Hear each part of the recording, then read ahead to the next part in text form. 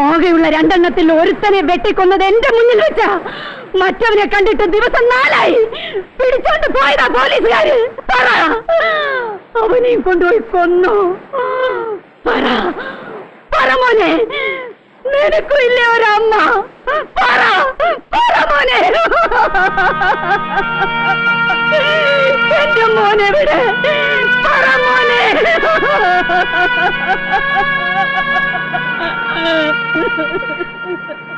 ഈ ആയുധത്തെക്കാൾ മൂർച്ചയുണ്ടല്ലോ നിങ്ങളുടെ വാക്കുകൾ. ഈ കടലിലേക്കാൾ ആഴമുണ്ടല്ലോ നിങ്ങളുടെ മനസ്സുകൾ. മരിച്ചുപോയ മോനെ തിരിച്ചു തരാനാവില്ല. പക്ഷേ ജീവിച്ചിരിക്കുന്ന മകനെ അമ്മയുടെ കയ്യിൽ ഞാൻ തിരിച്ചേൽപ്പിക്കും. പക്ഷേ പറയണം, അവൻ കുറ്റവാളി അല്ലെന്ന്. പിന്നെ കുറ്റവാളി ആരെന്ന്? സ്വന്തം മകൻ കൺമുമ്പിൽ കിടന്ന് മരിക്കുന്നത് കണ്ടുവന്ന അമ്മയല്ലേ നിങ്ങൾ? പറയേ, ആരൊക്കെ ചേർന്നാണ് അവനെ? പറ.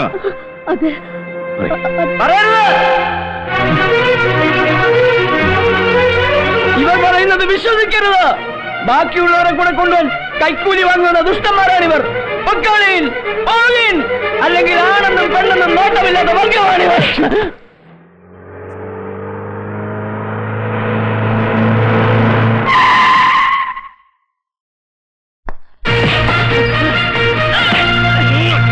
ഈ കേസിന്റെ എഫ്ഐആർ അവിടെ? അത് എഴുതിയിട്ടില്ല സാർ. എഴുതിയിട്ടില്ലേ? അവരെ അറസ്റ്റ് ചെയ്തിട്ട് 3-4 ദിവസമായിട്ടുള്ളൂ സാർ. അപ്പൊ ഇവരെ കോടതിയിൽ ഹാജരാക്കുന്ന പരിപാടിയൊന്നുമില്ലേ? ഞാനപ്പോ ലീവിലായിരുന്നു. പ്രശ്നമുണ്ടായതിന്റെ പിറ്റേന്ന് ലീവ് ക്യാൻസൽ ചെയ്ത് ഞാൻ വരുമ്പോ ഇവരിവിടെ സുഖമായിട്ടുണ്ട്. ഞാൻ കോടതിയിൽ ഹാജരാക്കാത്തത് എന്തെന്ന് ചോദിച്ചപ്പോ കുറ്റം സമ്മതിച്ചതിന് ശേഷം മതി എന്ന് പറഞ്ഞു. ആര് പറഞ്ഞു? സാറിന് മുമ്പിരുന്ന circle inspector Joseph Chacko sir പറഞ്ഞു. ഓഹോ, അപ്പൊ ഇവരെ കൊണ്ട് എത്രയും വേഗം കുറ്റം സമ്മതിപ്പിച്ചു കഴിഞ്ഞാൽ പിന്നെ നമ്മൾ ഫ്രീ ആയല്ലോ. പക്ഷെ ഇവര് കുറ്റം സമ്മതിക്കുന്നില്ലല്ലോ. സമ്മതിപ്പിക്കണമല്ലോ, അതാണല്ലോ നമ്മുടെ ജോലി.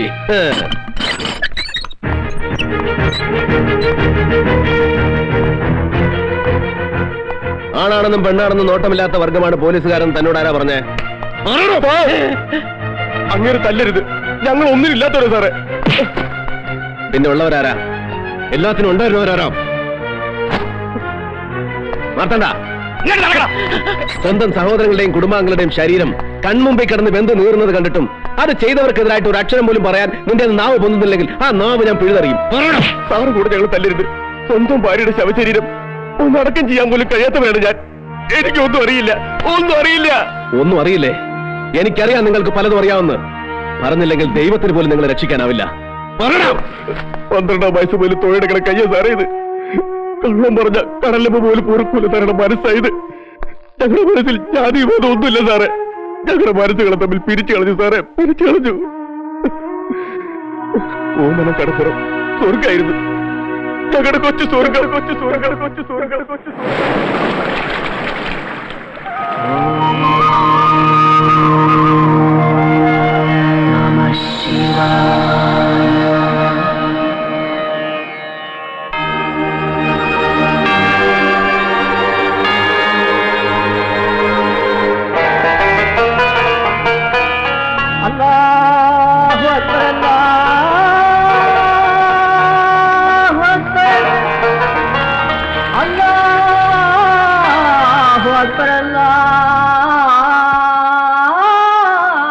എന്റെ മുൻപിലും ഹമീദിന്റെ മുൻ ബഷീർ ഒരുമിച്ച് കളിച്ചോണമെന്നല്ല.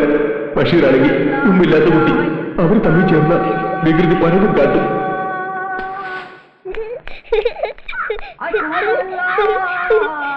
അമ്മേ, അച്ഛൻ വരുന്നു. അമീനെ, നീ മൂപ്പിന് വള്ളത്തിലെല്ലാം ബാക്കി വെച്ചിട്ടുണ്ടോ? ഒന്നുമില്ല. പറ്റിച്ചല്ലേ? പഠിച്ചാ? ഓനെല്ലാം പഠിച്ചാ?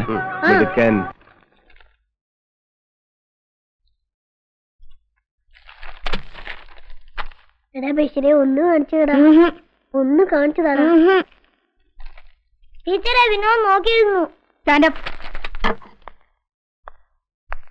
നിനക്കെന്താ ഹരിക്കാൻ അറിയില്ലേ? ടീച്ചറെ, എന്നും ഇവ എങ്ങനെയാ എന്റെ പുസ്തകം നോക്കി എഴുതാറ്. ശരിയാണോടാ? അല്ല ടീച്ചറെ, ഇവൻ കള്ളവാ പറയുന്നേ. നോക്കി എഴുതും പോരാ പിന്നെ കൊള്ളവും പറയുന്നോ? വീട്ടിലാ കൈ.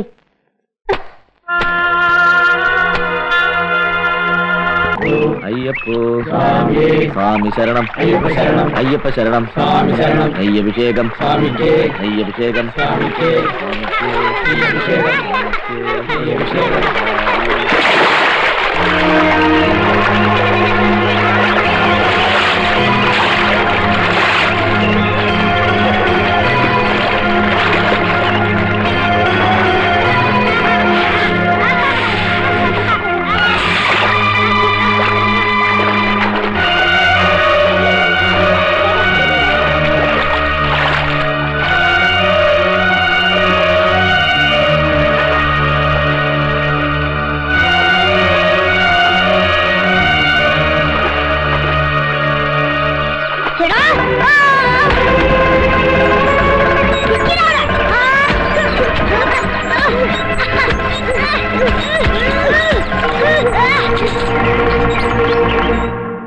ഞാനിപ്പോ ഇതിലൊരു അഭിപ്രായം പറഞ്ഞ ഞാൻ ഹിന്ദുക്കളുടെ ഭാഗത്താണെന്ന് പറയും.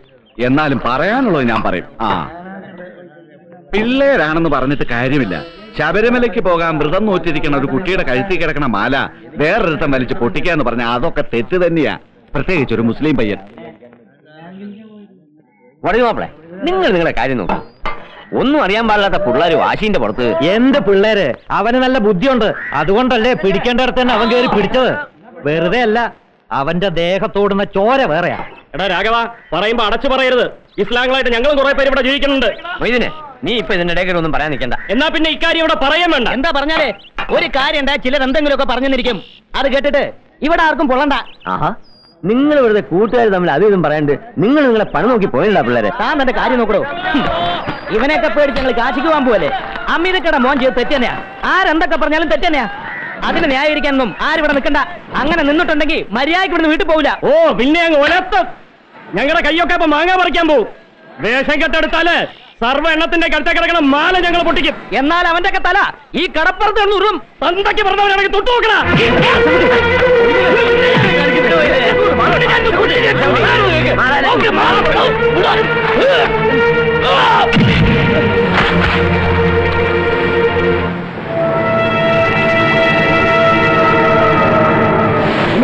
അവനെന്നെ ചവിട്ടി.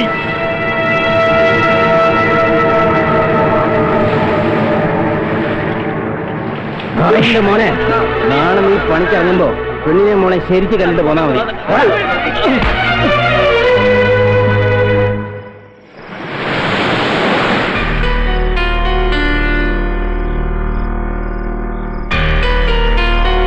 ചായക്കടയിൽ വെച്ച് ആദ്യം തല്ലിയത് കൃഷ്ണൻകുട്ടിയാ, മൊയ്തീനല്ല.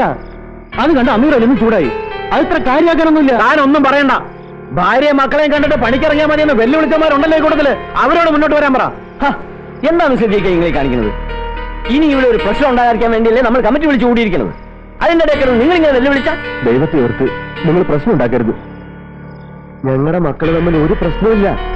ഒന്നും അറിയാത്ത ആ മക്കളുടെ പേരും പറഞ്ഞു ഞങ്ങളെ തമ്മിൽ തിരിക്കരുത്. ഇങ്ങോട്ട് ആരെ പേടിച്ചിട്ടാണ് ഉമ്മാരെ കാല് പിടിക്കണേ? ഒരുത്തന്റെ മുമ്പിൽ മുട്ടുമടക്കി കൊടുത്തിട്ട് ഇവിടെ ആരും തന്നെ സുൽത്താനാകണ്ട. മടക്കേണ്ട അടുത്ത് മടക്കണം, അല്ലെങ്കിൽ ആ മുട്ടുകാലി ഞങ്ങൾ തല്ലി ഓടിക്കും. അല്ല പ്രഭു, ഞാൻ മാപ്പ് പറഞ്ഞാൽ തീരുന്ന പ്രശ്നമാണെങ്കിൽ നീ പോടാ. ഇത് നിന്റെ മാത്രം പ്രശ്നമല്ല, മതത്തിന്റെ പ്രശ്ന. അടിച്ചൊതുക്കണ്ടതിനെ അടിച്ചു തന്നെ ഒതുക്കണം.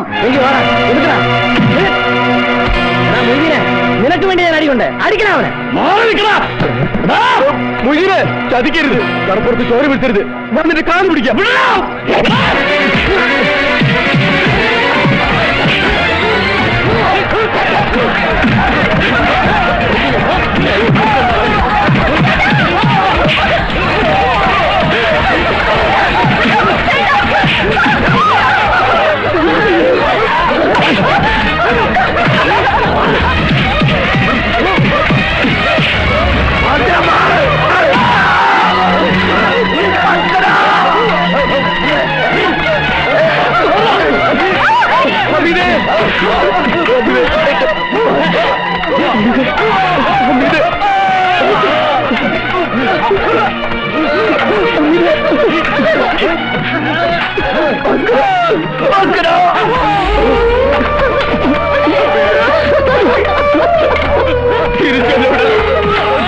പിരിച്ചല്ലോടാ നമ്മളെ അമിത.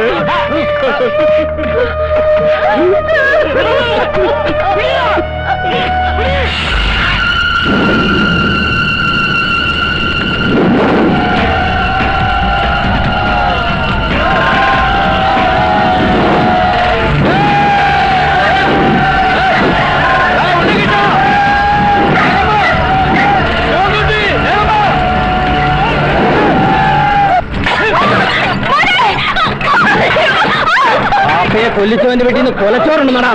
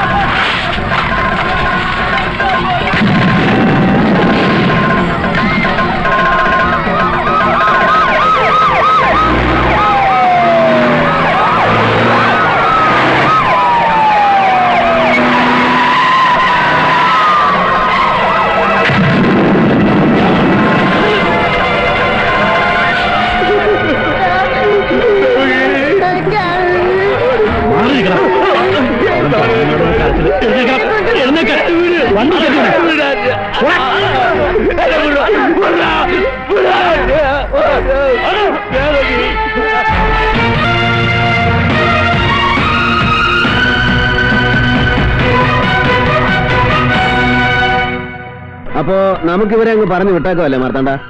ഇങ്ങനെ ഒരു അറസ്റ്റേ നടന്നിട്ടില്ല. FIR രജിസ്റ്റർ ചെയ്യാത്ത കേസ് എന്ത് കേസാ മാർത്താണ്ട? സാറിന് മുമ്പിരുന്ന സർക്കിള് ആ സർക്കിളല്ലല്ലോ ഈ സർക്കിൾ. ഈ സർക്കിൾ വേറെ, ആ സർക്കിൾ വേറെ. എങ്കിൽ പിന്നെ നമുക്ക് എവര് പറഞ്ഞ അമീർ അലിയും പ്രഭുവിനെയും അങ്ങ് പൊക്കിയാലോ? അല്ല, മതസൗഹാർദ്ദ കമ്മിറ്റിയിലും കലാപത്തിലും അവർ ഉണ്ടെന്നല്ലേ അവർ പറയുന്നത്?